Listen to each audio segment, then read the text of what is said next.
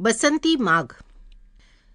पौषानं वसंतासाठी दिलेला संदेश घेऊन माघ 2 पावलं पुढे येतो. क्षणकाळ संवत्सराच्या रंगभूमीवरचं हे नाटक संपलं की काय अशीच त्याला शंका येते. कोणाचीही चाहूल लागत नाही. एवढा सुद्धा गलबल ऐकू येत नाही.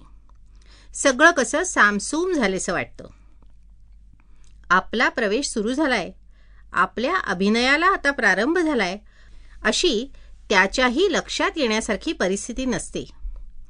पण शिस्तशीर शिपायाप्रमाणे जीवनव्रत घेतलेल्या जिद्दीच्या कार्यकर्त्यासारखा तो ठाण मांडून उभा राहतो आणि आपल्या निराळ्याच अभिनयाचं दर्शन घडवत आपल्याच मुखानं आपला परिचय देतो. अहम माघनान्मा संवत्सर पुत्रहा. नाही कळलं? अहो, मी माघ महिना, संवत्सराचा 11वा मुलगा. ओळखलत ना? हो, तोच मी आपल्याला अभिवादन करत आहे. माघ हा 11वा मुलगा हे खरं, पण तो 11व्या रुद्राप्रमाणे भयंकर नव्हे की गीतेतल्या 11व्या अध्यायाप्रमाणे विराट दर्शन नव्हे. माघ पौषाच्याच पावलावर पाऊल ठेवणारा, त्याच्याच मार्गाने जाणारा, त्याचा पौष्यपुत्र आहे. मार्गशीर्षानंतर आलेली समृद्धीची धडपड आणि नासधूस पौषानं पाहिली, काही प्रमाणात थोपवली. माघही आता तेच करणार आहे. माघाची प्रकृती सौम्य आहे. त्याच्या व्यवहारात तडजोड आहे. शिशिरातली थडथड करायला लावणारी थंडी पौषानं फार निकरानं सहन केली. माघात ती सुसह्य असते. थंडी असह्य झाली की उन्हात उभं राहावं, तो ऊनही चटका देतं. सकाळी ती थंडी धुक्याने लपेटलेल्या दहिवरानं ओल्या झालेल्या शाळू हरभऱ्यातून येते, तर संध्याकाळी धुंद जाकोळून येणाऱ्या रात्रीच्या थंड सुस्काऱ्यातून येते. प्रकृती आता अधिक कृपण बनू लागते. तिचा व्यवहार काहीसा निष्ठूर होताना दिसतो. बारीक सारीक पानांच्या झाडाची झडती घेतली तरी त्यांचं दैन्य लपत नाही. नित्य सृजनाचं त्यांचं चक्र मंदावलं तरी चालू असतं.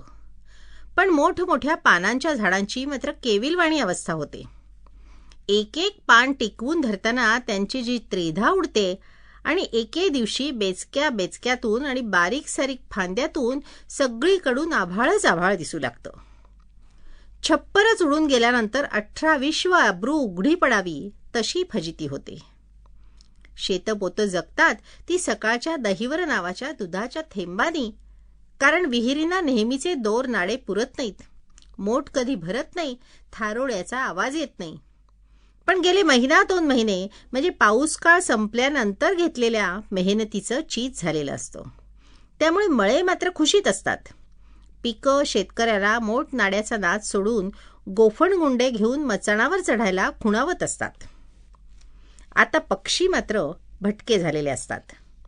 झाडांच्या सावल्या कमी झाल्या की दशदिशांचा आभाळ त्यांच्यासाठी मोकळंच झालेलं असतं आणि शेतामध्ये डोळ्यात मावणार नाही इतकं भरलेलं असताना त्यांनी दुसरीकडे जावं तरी कसं आणि का? अन्नधान्याची साठवणूक ही त्यांच्या जमातीची चालरीत नव्हेच. पण अन्नधान्याचा साठा नसला तरी संसार ते नेकीने करतात. दरवर्षी नवी वेटी, नवं राज्य, नवी राणी आणि नवा संसार. आपलं स्वतःचं घर असावं ही इच्छा माणसांपेक्षा पक्ष्यामध्ये अधिक असावी. झाडांच्या उघड्या पडलेल्या फांद्या, डहाळ्या, काडी कचरा जमा करण्याचा त्यांना हाच तर मोठा मोसम असतो. शिवाय सोयीची जागा पाहणं त्यांना झाडाच्या याच अवस्थेत अधिक शक्य असतं. अर्थातच घर आणि जायदाद म्हटलं की तंटा बखेडा आलाच. माघात या सर्व गोष्टींची एकच धबाल उडालेली असते. नरमादी नव्या ओळखी, नवा परिणय आणि ऋणानुबंधाच्या खटपटी करीत असतात. त्याचवेळी दोघं एक होऊन दुसऱ्या एक झालेल्यांबरोबर जागेसाठी भांडत असतात. झाडाला त्याबद्दल काहीच म्हणायचं नसतं. निषेध म्हणून नाही म्हणायला त्याच्या एकाही पानात आता दम नसतो. मग ते विहिरीकाठी असो की शेताच्या बांधावर, काळ्या रानात असो की नदीच्या काठावर. बांधावर उगवणारी फुलझाडं केव्हाच गेलेली दिसतात. शेवंती आणि झेंडूचा परिवार अगदी दिसेनासा होत असतो. बाकीच्या नाजूक कळ्यांना तर चैत्र वैशाखापर्यंत सुट्टीच असते. नाही म्हणायला पांढरा चाफा मात्र वेड्यासारखा फुलत असतो. सगळ्या अंगावरची स्त्रीशोभा झडून गेल्यामुळे अगदी विद्रूप दिसणारा चाफा त्या झडलेल्या अवयवातूनही फुलतच असतो. फुलाची दुसरी वेडी जात म्हणजे कण्हेर.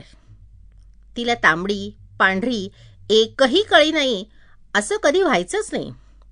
आता या माघाच्या सर्वम क्षणभंगुरम सांगणाऱ्या काळातही नदीच्या काठाकाठानं, ओढ्याच्या वाळवंटात डोकावून आणि शेताच्या काटेरी कुंपणातून ओणवहून गुलाबी, लाल, पांढऱ्या गेंदांची माळ शिशिर ऋतूच्या वाऱ्याबरोबर हिंदळत असतेच. एकंदरीत सृष्टीच्या प्राणशक्तीनं अधिक आखडता पवित्रा घ्यायला सुरुवात केलेली असते. नद्या ओहोळ होतात तर ओढे नाले वाळवंटच होतात. टळतळत्या उन्हात खेड्यातल्या शाळकरी पोरांनी यावं, ओढ्याकाठी उभं राहावं, 2-3 खेळगड्यांनी वाळू उकरावी. विधभर उकरलं की ओली वाळू, आणखीन विधभर हाताला चिकटेल अशी गच्च ओली वाळू, आणि मग तीही बाजूला काढली की तो इवलासा खड्डा आतून बाहेरून चोहो बाजूनी स्त्रवणाऱ्या पाण्याने भरून जातो. मग जरा 10-5 मिनिटं ते पाणी निवळेपर्यंत वाट पाहायची आणि मग ओंजळी ओंजळीने ते पाणी घटाघट प्यायचं. माघाची मायाही अशी शुष्क वाळूखाली दडलेली असते. सहजासहजी बाहेर येणं तिला नामंजूर असतं. वृक्ष खडबडीत झाले तरी आत कुठेतरी जीवन सुरक्षित असते. नाहीतर उद्याच्या सृजनाला त्यांनी अनुकूलता कशी दिली असती. वनस्पतीचं सारंच जग माघाची ही माया पोटी साठवून उद्याच्या उत्थापनाची वाट बघत असतं. पक्ष्यांची घरं बांधण्यासाठी धावपळ काय उगीच चाललेली असते. गेल्या हंगामात ज्यानं आपलं म्हटलं, अपरंपार उडाऊड आणि धावपळ करून ज्यांच्या चोचीत चारा भरवला आणि वाढवलं, उडायला शिकवलं, जगायला लायक केलं, ते आज आहेत कुठे? हे सगळं माहीत असूनही परत नवं राज्य करण्यासाठी ते का धडपडतात? या सर्व प्रवृत्तीलाच का अध्यात्मविद्येत माया म्हटलं असेल? जगात अभाव जास्त आहे की प्रभाव? उत्तर नीटसं सापडत नाही. कारण आजचा प्रभाव नष्ट होऊन अभाव दिसू लागतो न लागतो तोच अभावालाच प्रभावाचे अंकुर उमलू लागतात. म्हणूनच वाटतं की आजचा अभावग्रस्त माघच उद्याचा प्रभावशाली चैत्र आहे. प्रभावाचा आभास सर्व चिन्मय सृष्टीच्या मनी मानसी जगवणं, तिचं हळूवार संरक्षण करणं हेच माघाचं काम आहे. शुष्क, खडबडीत, उजाड दिसणाऱ्या माघाच्या अंतःकरणात आईच्या दुधासारखा झुरूझुरू झरणारा पान्हा आहे. माघ मायावी नाही, माघ मायाळू आहे. नवसृजनाला सहाय्यभूत होतील अशा चेतना, अशा संवेदना निर्माण करणं हे माघाचं काम आहे. पौषात थांबलेली शुभकार्य माघानं सुरू करून दिलेली आहेत. व्रतवैकल्यांना वाटा मोकळ्या झालेल्या आहेत. आता विवेकबुद्धीनं भरपूर काम करा, अभ्यास करा, मेहनत करा. भावी काळात सुख समृद्धी हवी असेल तर आता कष्ट करा. त्यासाठी दिवस मोठा केला आहे. मेहनत कितीही केली तरी दमणूक होणार नाही अशी किमया या ऋतूनं केलेली आहे. रात्री कमी झाल्या आहेत. माघाच्या सुरुवातीलाच साजरी होणारी वसंत पंचमी काय सांगते? इतर कोणाला नसली तरी आम्र मंजिरींना वसंताची चाहूल लागलेली आहे. त्यांच्या धुंद सुगंधाला लोभवून माघाच्या रंगमंचकावर आपला विश्वव्यापक अभिनय करायला रती आणि मदन हे सनातन प्रणय युगुल येईल. वसंत पंचमी म्हणजे माघ शुद्ध पंचमी ही त्या प्रयोगाची तिथी त्यांनी जाहीर केलेली आहे. माघाच्या शुभ आशीर्वादानं तो प्रयोग आता सुरू होणार आहे. वसंत पंचमी. वसंतोत्सवाच्या मुख्य देवता आहेत रती आणि कामदेव.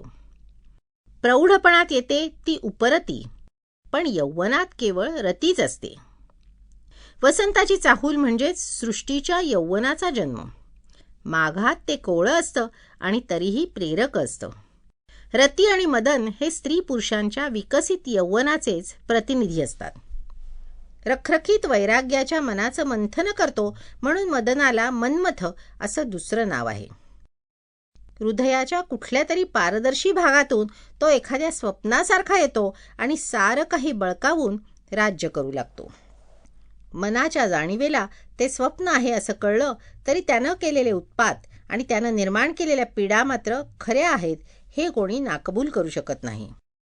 मग तो अहिंसा निग्रहाच्या बळावर त्याच्याशी झगडणारा बुद्ध असो की दृष्टिक्षेपाबरोबर त्याला जाळून भस्म करणारा स्मशान निवासी शिव असो. काम नष्ट करणं हे काही कोणाला जमलं नाही, कारण मीच तो काम आहे असं त्या विश्वात्मक ईश्वरानं स्वतःच सांगितलेलं आहे. रुद्राणाम शंकरश्च मी, हे जितकं खरं तितकंच भूतांच्या ठाई कामू, तो मी म्हणे आत्माराम, हेही खरं. मानवाचा सर्वांगीण विकास हा जीवनाला पाठमोरं राहून होणारी गोष्ट नाही, तर सर्व भोग उपभोगाचं स्वामित्व संपादन करणाऱ्या जीवन सन्मुखतेचा आहे. त्यागभोगाचा उचित समन्वय हा हिंदू जीवनादर्श आहे. विषय कंठिकाळा त्रिनेत्री ज्वाळा असणारा त्रिकाळ काळासारखा शिव महादेव अर्धांगी पार्वतीला सुमनांच्या माळांचा अनुराग दाखवणारा उमा वेल्हाळ होतो. वसंत पंचमीच्या उत्सवाला अशी धार्मिक परंपरा नाही. लोकांच्या उत्सवप्रियतेला प्रोत्साहन देण्यासाठी स्वतः वसंतानेच हा उत्सव लोकांकरता सुरू केलेला असतो. लोकसमूहानं वनविहार करतात. चांदण्या रात्रीत गीत, नृत्य, नाट्य, काव्य अशा ललित कलात रंगून जातात. मंदिरं, किल्ले, उद्यानं अशा सार्वजनिक ठिकाणी उत्तर भारतात दिव्यांची रास करतात. तो वसंत दीपोत्सव असतो. मंदिरात ढोल, पखवाज, वीणा इत्यादी वाद्यांनी भजनी मंडळी भक्तिरसात तन्मय होतात, तर काही ठिकाणी वेदरुचा म्हणून शारदा सरस्वतीचं आवाहन पूजन केलं जातं. शास्त्र विषयावर चर्चा आयोजित केली जाते. अखेर पानक म्हणजे वेलची, गूळ यांचं केलेलं थंड पेय देऊन समारोप करण्यात येतो. या पानकाला वसंत पेय म्हणण्याचा प्रघात आहे. आंब्याच्या पन्ह्यालाही वसंत पेय म्हणतात. वसंतोत्सव म्हणजे रतिमदनानं सुरू केला तरी त्याच्यात सरस्वती सामील होतेच, कारण ती ही ललित कलांची अधिष्ठात्री देवता आहे. ती स्वतःच रसमयी आहे, म्हणून तिचं नाव रसवती आहे. या उत्सवात आपल्याबरोबर तिनं लक्ष्मीलाही पाचारण केलेलं आहे. त्या लक्ष्मीची आणि सरस्वतीची पूजा करतात. नाना तऱ्हेच्या मिष्टान्नाचे नैवेद्य दाखवतात आणि इष्टमित्रांसह भोजन करतात. वसंतोत्सव तसा वैशाखातही असतो, पण माघातल्या आणि वैशाखातल्या वसंतोत्सवात नांदी आणि भरतवाक्य इतकं अंतर असतं. माघानं सुरू करून दिलेला उत्सव वसंत येऊन जाऊ लागला तरीही सुरूच असतो. भीष्मासूर येऊन आपली जळती नजर त्याच्यावर रोखेपर्यंत त्याची धुंदी उतरतच नाही. पण नक्षत्रांच्या रांगोळीनं वसंताची पावलं रेखाटून त्याच्या पुढे आंब्याची पानं आणि मोहोर ठेवून रुजवलेला पहिला जलकुंभ ठेवण्याचं काम वसंत पंचमीला माघ करतो.